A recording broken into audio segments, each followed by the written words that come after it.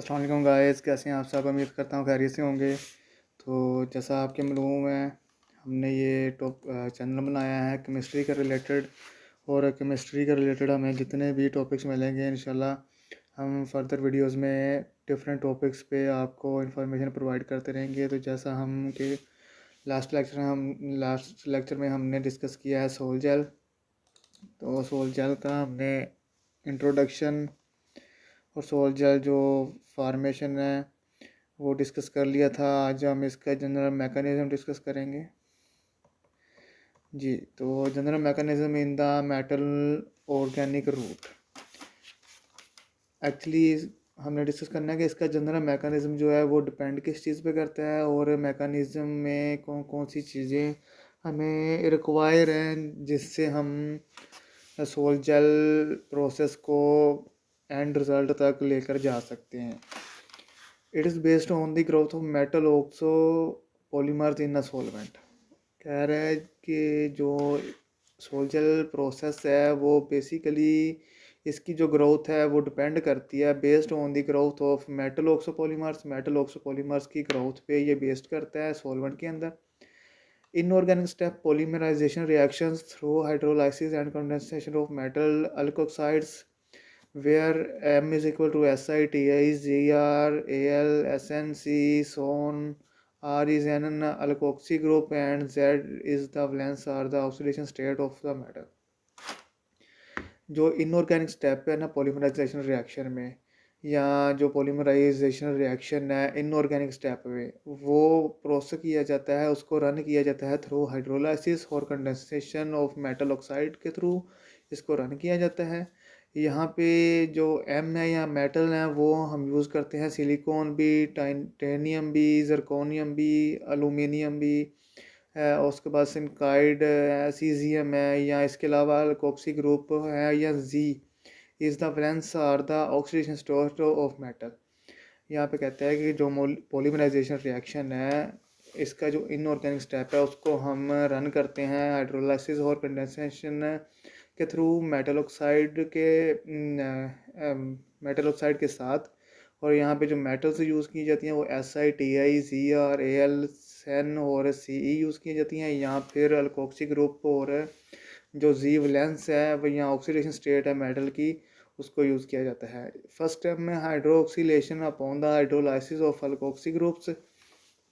MOR plus H2O water का molecule लिया, इसके साथ ऐड किया और हमारे पास रिजल्टिंग फॉर्म में MOH प्लस ROH क्रिएट हो गया। सेकंड स्टेप में, फर्स्ट स्टेप में ये था कि हाइड्रोक्सीलेशन की गई है अपॉन द हाइड्रोलाइसिस, और सेकंड स्टेप में जी पॉली कंडेंसेशन प्रोसेस को है उसको लीड किया गया है। इसकी फॉर्मेशन की गई है, formation of branched oligomers and polymers with the metal oxo based skeleton and reactive residual hydroxo and alkoxy groups to competitive mechanisms।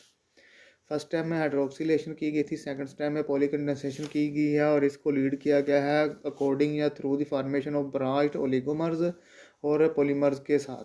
अब विद मेटल ऑक्सो इसके साथ यूज़ किया गया है ताकि इसके स्केलेटन और जो इसका रिएक्टिव रेजिडुअल हाइड्रोक्सो है या अल्कोक्सी ग्रुप्स हैं उसको कोई नुकसान ना पहुंचे और इसका जो कंपिटिटिव मैकेनिज्म है वो सेकंड फॉर्म में इजीली सेकंड स्टेप में प्रोसेस या अपनी फाइनल पोजीशन तक पहुंच सके। इसको इसीलिए इसको टू कंपिटिटिव मैकेनिज्म भी बोलते हैं।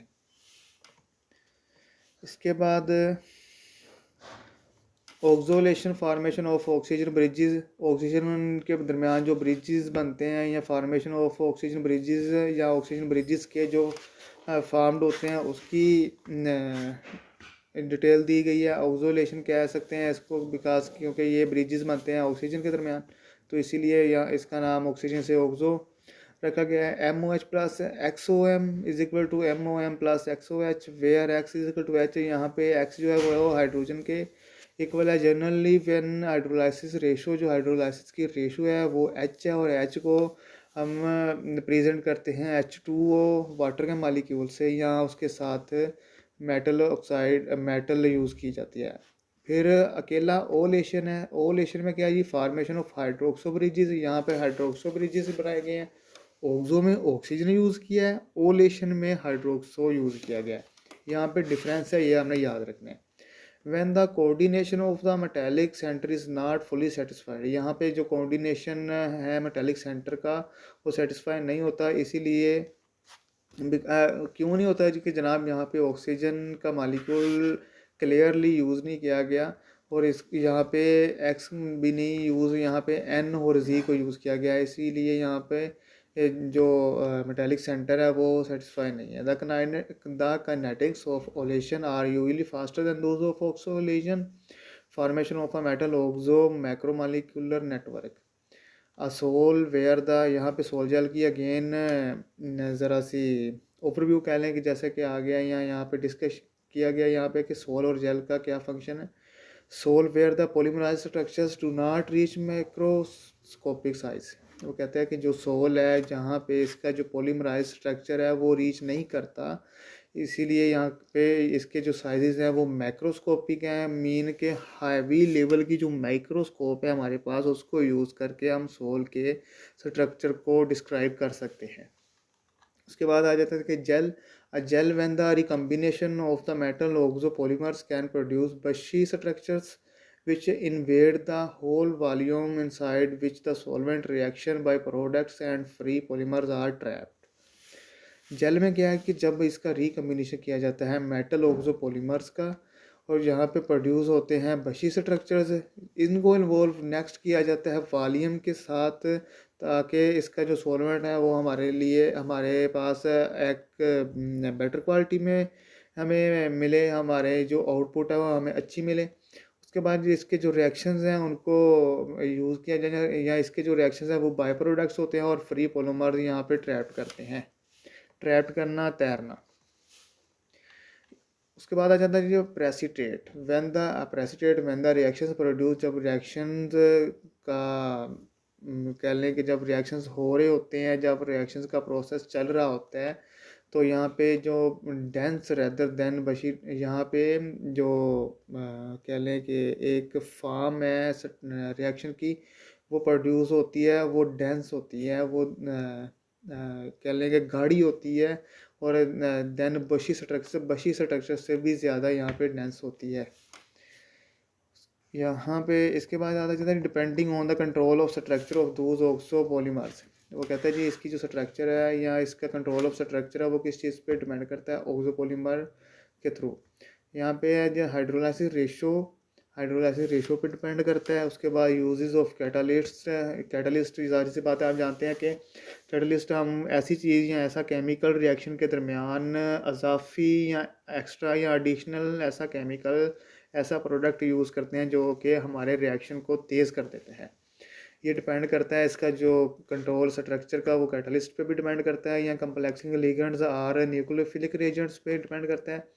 उसके बाद स्टेरिंग हिंड्रेंस क्या है ये, कि जैसा कि स्टेरिंग हिंड्रेंस कह लें कि एक हैवी या हाई लेवल का, जैसे तूफ़ान कह सकते हैं आप, क्योंकि ये हम यहाँ रुकावट कह सकते हैं, बैरियर कह सकते हैं।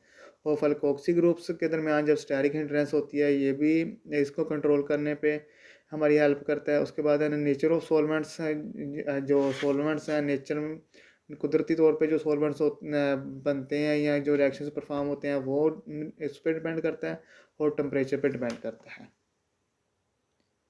अच्छा जी, next reaction characteristics next lecture में डिस्कस करेंगे। तो ये आज का लेक्चर हमारा था यहाँ तक, कि इंशाल्लाह इस नेक्स्ट वीडियो में मिलते हैं। यहाँ पे हमने इसकी ऑब्जर्वेशन, ओवलेशन और इसके अलावा हमने डिस्कस किए हैं जी इसके 2 स्टेप जनरल मैकेनिज़्म डिस्कस किया है सोल जेल का। ओके जी, thanks for watching my video. Allah हाफिज़।